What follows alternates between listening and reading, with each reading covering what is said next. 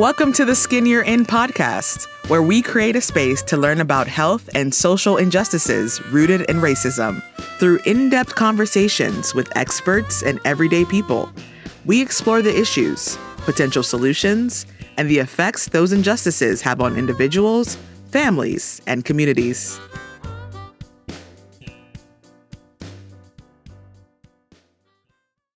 Welcome back to the Skin You're In podcast. In part one, we heard from the filmmakers and featured participants as they discussed the making of the documentary and the broader forces shaping health disparities in America. In this second installment, the conversation expands beyond the stage.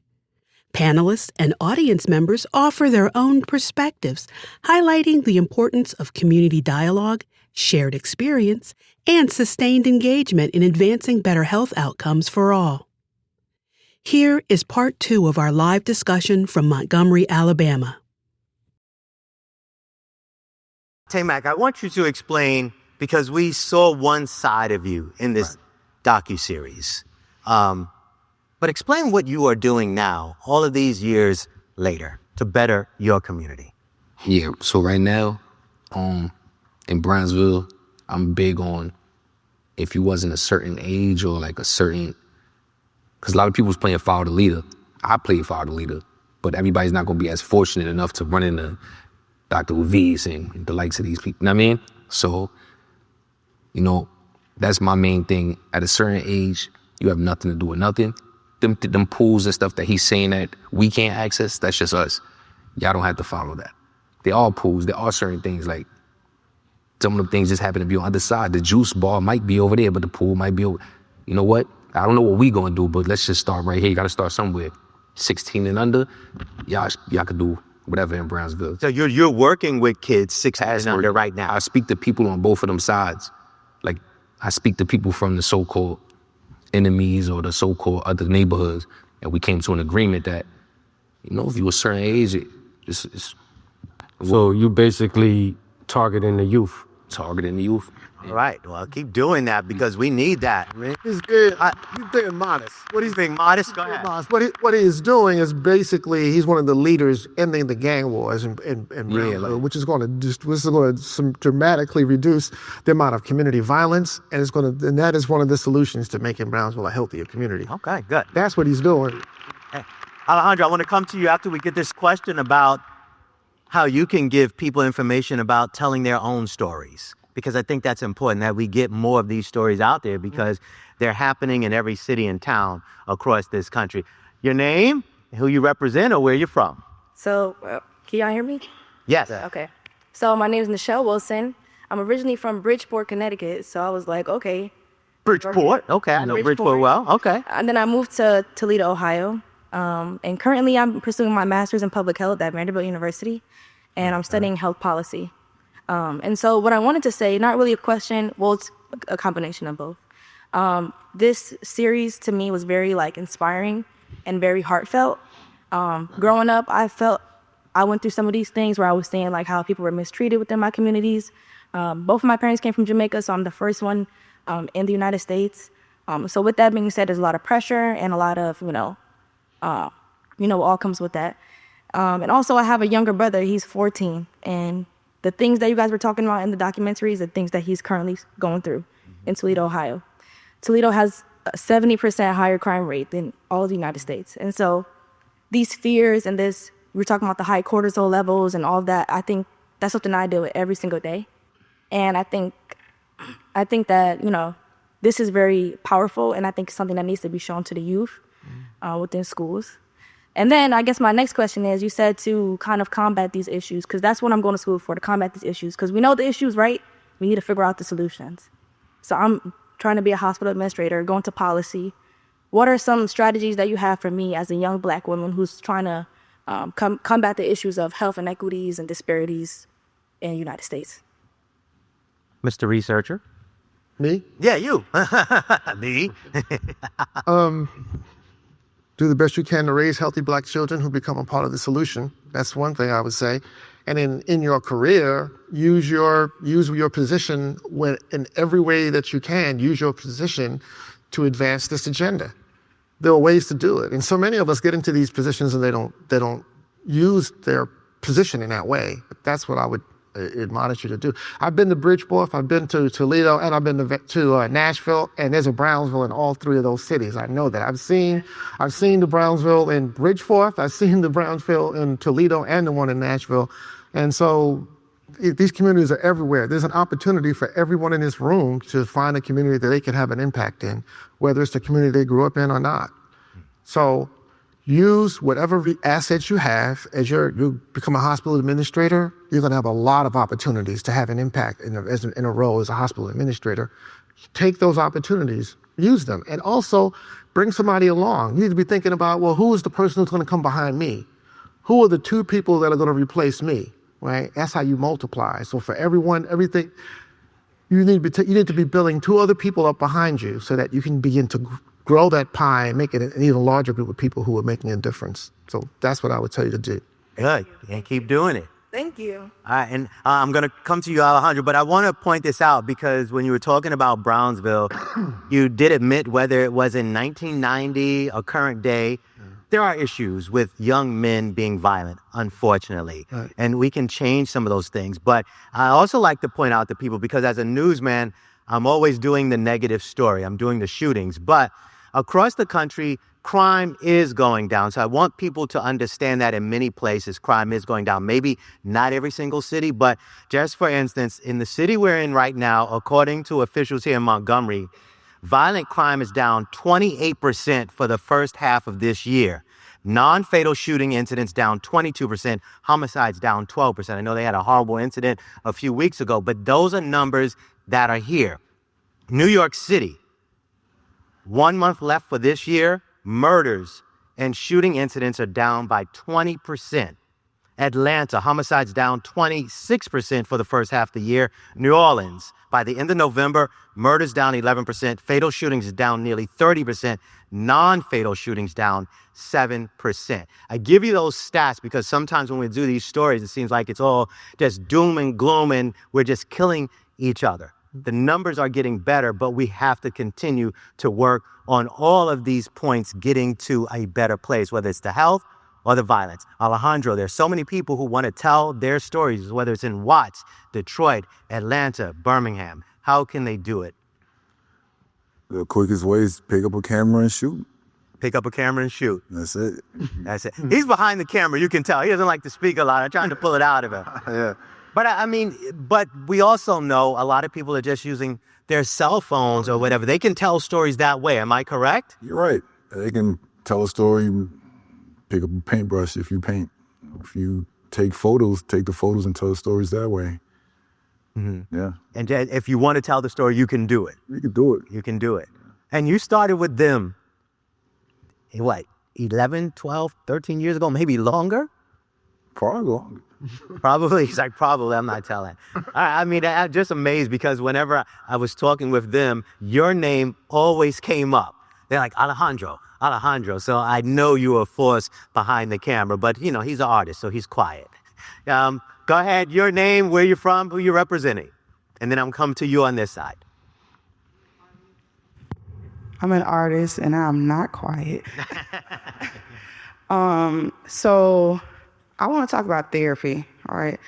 I'm an artist first, but I am an art therapist as well. And with over 10 years of being in the field and working with Black and brown individuals across all populations, ages, whatever, we talk about the stigma, right? Black people don't want to go to therapy, da-da-da-da-da. And so I honor that because I understand the weaponization, the lack of access, not having somebody that looks like you, the theologies that are rooted in very anti-Black and racist things, and the over necessity to want to diagnose everybody and fix everybody instead of using very strength-based, equitable approaches to really give people spaces to just thrive. And I'm curious, after listening to you, I never heard therapy mentioned. Don't take that like I'm saying you need therapy. What I'm curious about, because of the fact that, there's so much gaps in the time span we have with getting therapists to go to school, to get educated, to get training, is getting wider and wider and wider. And over 10 years from the both of the two gentlemen that were in the video, I heard community, I heard friendship, I heard support, I heard just see me, I heard the opportunity to just be myself, to express myself. And so I'm not saying therapy is not important, but with the issues we have in therapy and redoing the mental health field and the system, can you speak to, did you feel like therapy was necessary for you, or was it really that, you just needed people, you needed support, or is there a both and there present? Is the question directed to us or? Yeah, the two. Would you like to go first? Young man, that's okay. I got you. My mother's actually a therapist, and it didn't work, but she basically when the problems get like to a certain magnitude, and I know therapy's been around forever, but every now and then you get certain years and certain incidents where it's just out of hand, and you gotta attack the issue as heavy as the issue is. Like, people are dying and stuff like that. You can't just put somebody in the office for 2 weeks. We gotta do something dramatic. You know what I'm saying? We gotta do, like, as big as the problem is, what we gotta do is the solution. Now, I know therapy is a great solution, but it's like, we need therapy on steroids or something. Like, we need, I don't know what it is. I don't have the answer, but just know it just has to be like a big bomb. I'm glad you say that. That's just I can sit through therapy. I'm growing. I'm in a different level, but there's a lot of people that is just don't have the same circumstances. They're not listening to their parents. They're listening to their mother. They die for them. They love them to death. People are killing their friends, and police are bothering these people on a day. We need something just as big as positive. In my opinion, I feel like therapy is not taught in a Black household. Therapy is not glorified. When I mention things that's glorified, therapy is not something that's glorified in a Black household. From where I come from, if you want to seek therapy, you are looked at as crazy, or you are looked at as unstable. And from where I come from, how you are viewed is everything. How you are viewed is your world. So to not be viewed as crazy or to not be viewed as someone that's unstable, you don't seek therapy. But when you don't seek therapy, that's when you self-soothe, which you cope with alcohol or you cope with other coping mechanisms. But therapy isn't one of them. Therapy is, in my opinion, therapy is not something that's taught in a Black household. That's not something that's glorified. And that's not something that's the term I'm looking for. That's not something that's encouraged. Thank you. That's not something that's encouraged. Go ahead, your name and the question. My name is Rebecca, and I'm from Harlem, so I'm just excited to see Harlem World. other New Yorkers here. I live in Chicago now, so Dr. Levis, if you want to do one of your next episodes in Chicago, holla at me. But no, I'm curious. I study gentrification, and so I'm interested to know, like, from y'all, how do you think, since this film has been shot, how do you think that Brownsville has changed? Okay, we got it, because he wanted that question. And parts of Brooklyn definitely deal with gentrification. Coming like Hyde Park. If you two, I know you're the man, but keep it short, because I'm getting the eyes and the signals from the audience. Talk about that for hours, and we can talk tomorrow for hours. Gentrification, Brooklyn is gentrified. I mean, Brooklyn is the new Manhattan, and I heard that, and I was like, that's crazy. Now, when I went there, I was like, yeah, Brooklyn is the new Manhattan, except Brownsville. Now, Brownsville it's a lot of public housing projects, right? So it's not like other neighborhoods like Bed-Stuy or, Park Slope or whatever, these beautiful brownstones. People come in and they bought these brownstones, they fixed them up, and they're now more than $1 million properties. You don't have as many of those kind of properties in Brownsville. You have high-rise housing projects, and that's owned by the city. So the city selling, it's one thing for a person to sell their brownstone in Crown Heights and make a bunch of money. It's a different thing for the city to sell the housing projects. So that's one of the things. Now, there is gentrification happening there. You see stuff going on. I mean, we were talking about that earlier. Things going on in the neighborhood. And give them your perspective. In my perspective, the gentrification that's going on in the neighborhood is not so much as the neighborhood is becoming better. The neighborhood is becoming overpopulated. Just like how Dr. Levis said, they starting to sell projects. They are starting to sell projects. Yeah. And they are making projects private entities, and they are building even more project buildings within the projects. Right. So they're making, in my opinion, they're making it overpopulated. But yes, it is becoming gentrified to where other ethnicities are moving in, but it's still poverty stricken. It's not, and the ethnicities that are moving in is not a higher class or a different class, a different social class from what's already there. But let me add this. So Brownsville was started in the early 20th century when they wanted to do new projects in Manhattan. They built Lincoln Center, Columbus Circle, those things. They tore down those tenements and they started. Brownsville was basically swampland at that time. They backfilled it and they started putting housing there, and they moved people from those tenements into Brownsville. Then they put the streetcar lines and the subway from Brownsville all the way to Manhattan. So Brownsville was the holding bin for New York City. It's always been the holding bin. But the question is, where do you put people when they already live in the holding bin? And what they're doing now is they're adding more buildings and they're putting more people in the holding bin. There was a line in the film where I talked about the population density in Brownsville is already double the population density for the rest of Brooklyn. And they're adding more. Since I've made that statement and had that statistic, more has been added. So that's what's happening. That's the kind of gentrification that you're getting there in Brownsville. All right, last question. Go for it. How you doing, Dr. Luis? I'm Justin Morgan, coming from D.C. I work for a narrative change organization. I'd be interested to hear from y'all because this is a pretty amazing example of researchers working with artists and storytellers to create narrative change. What have been the early impacts and reactions you've been getting from other people you've been screening with in terms of how they're receiving the film, and what has changed for them when they see it? Well, this is the premiere, so this is the first audience. You said you showed different earlier. You've seen the rough cut at Brownsville. You've seen rough cuts. Yeah, you've seen sort of rough. Well, okay, I'll talk about this one, the Brownsville one. Yeah, tell them about that. I went It was to. at some of the film festivals you'd mentioned. Oh well, those are people who went to see a movie. They got entertained. Now, when I showed the film in Brownsville, I don't get nervous on stage anymore. At this point, I'm a musician. I spend a lot of time on stage. I showed that film at Jefferson High School. Jeff, that was the most nerve-wracking thing I have ever done, because those kids, that was the audience. I needed that audience to like the film. They needed to think it was authentic. And that, to me, that was the test of whether or not I really captured what I wanted to capture, how they reacted. And they were watching the screen, and I sat off to the side, and I was watching them while they were watching the screen. Mm-hmm. And they were sitting on the edge of their seat. And the way that they responded so positively to that film just said, yeah, I think we've got it. Because they would have told me if it was not legit. All right, good. Hey, we're going to wrap up there, but what I want to say is, because he bashed me a lot in this docu-series. The media this, the media that, the media doesn't tell the stories.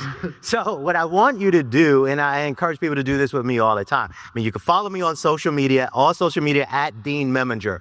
Do that, follow me. Let me know what you thought about the skin you're in, but your local news stations and your papers, force them to do these stories. If you don't speak up, they won't do them. They'll just do the negative stories. But there are great stories out there, stories that impact people. For those in Montgomery, from Spectrum News New York 1, there's actually a Spectrum News in Montgomery now. Call them. Make them do the stories. Now, let's give it up.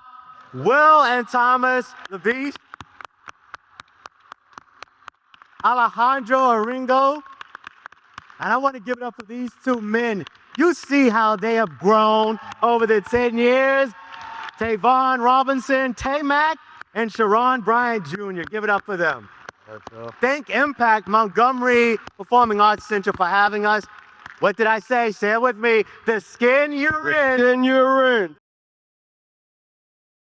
We extend our thanks to the filmmakers, the participants who shared their stories, and the Montgomery community for hosting this meaningful dialogue during such a significant moment of remembrance and reflection. To learn more about the skin you're in and future screenings, please visit tsyi.org.